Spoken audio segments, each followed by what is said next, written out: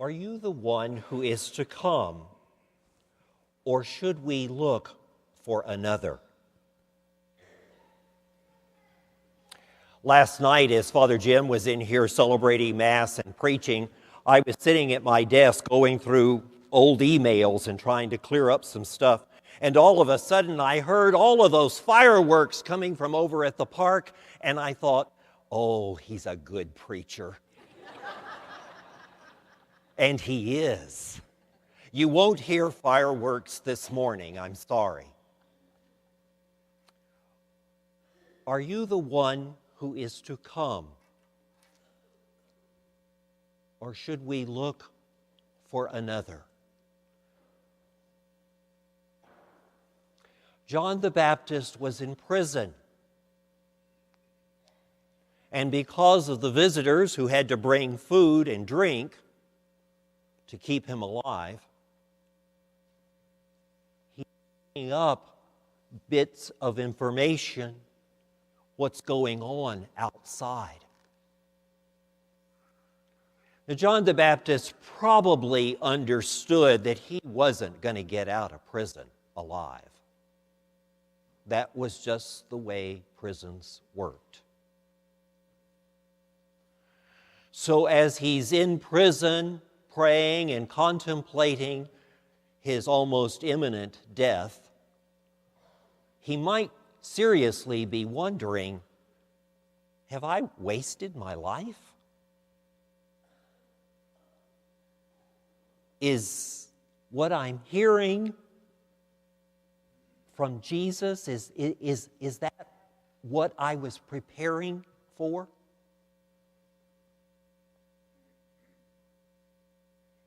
On one hand, the question seems totally out of character for John the Baptist.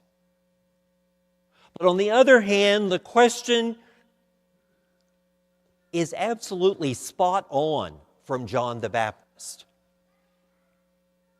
And I think we have to take a look at what John preached and how he lived, what he proclaimed as a prophet of God.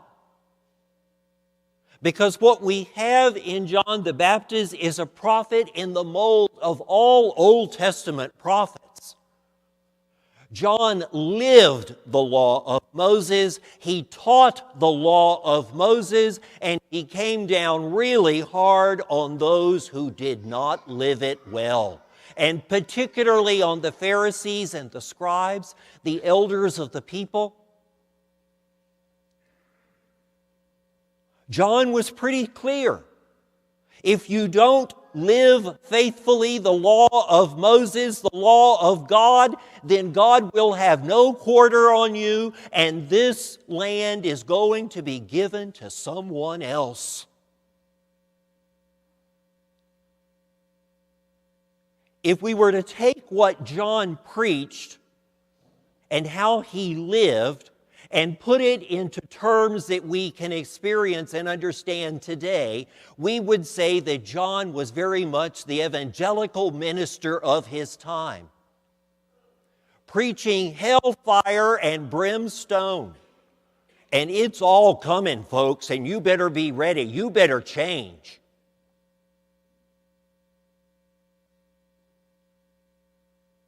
Yet, John ushered in and pointed out to the people, there is the Lamb of God.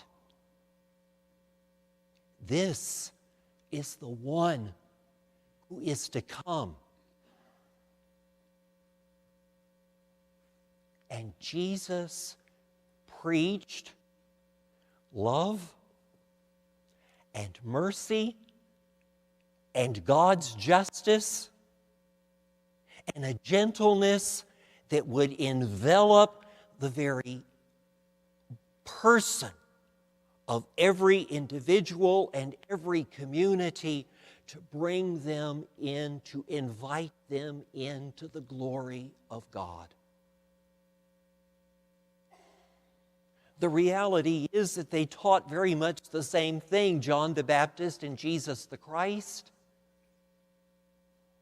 But they taught it from two very, very different stances. John, in the mold of all those Old Testament prophets who came before him, Jesus ushering in something that appeared to be so absolutely new and different, but in fact, the very completion of the old, the gentleness, the mercy, the love of the Father.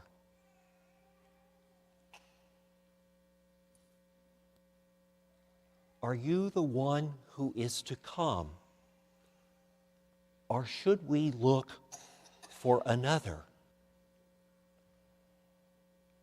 Jesus did not preach himself.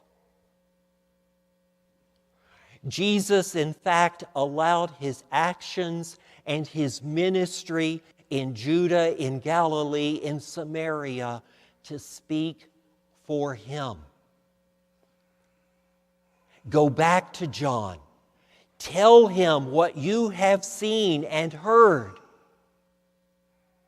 The blind see, the lame walk, the deaf hear, the dead are raised to life, and the poor have the gospel preached to them. All of the signs of the coming of God are made manifest. Go back and tell John. Jesus doesn't answer the question directly, does he? What he does is he allows his actions and his ministry to speak for him. He doesn't need to promote himself. All he wants is that the needy and the marginalized and the forsaken be brought back home into the kingdom, that they be valued for the human beings that they are, that they be recognized as children of the Father, and therefore brothers and sisters of the community. Are you the one who is to come? Or should we look for another? We live in an age of many, many messiahs. Our financial planner is going to save us from an imminent doom. The president-elect is going to make America great again.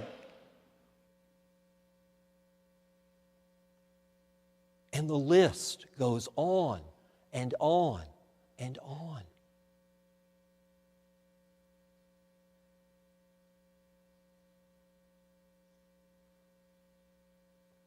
What type of Messiah are we looking for? And who is the one who has come? Are we truly focused on the truth that is Jesus Christ? Or are we looking for a Messiah of our own making?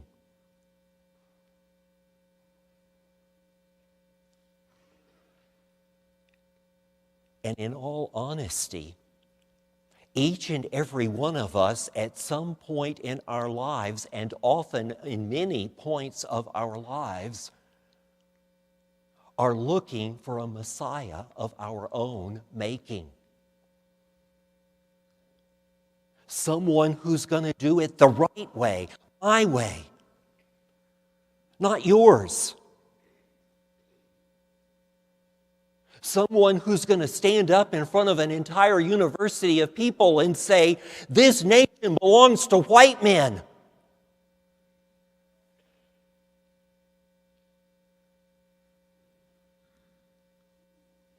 where is Jesus?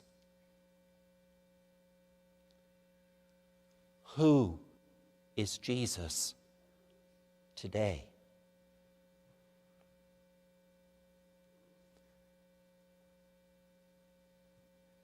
And so the question that comes out of these readings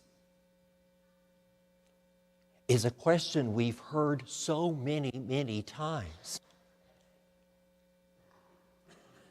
It's a question that comes from the poor and the hungry.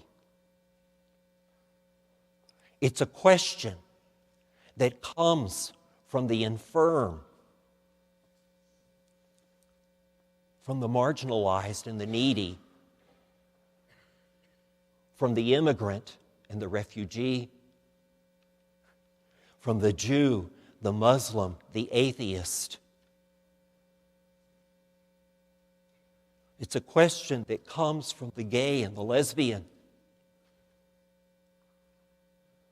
It's a question that comes from within our own hearts.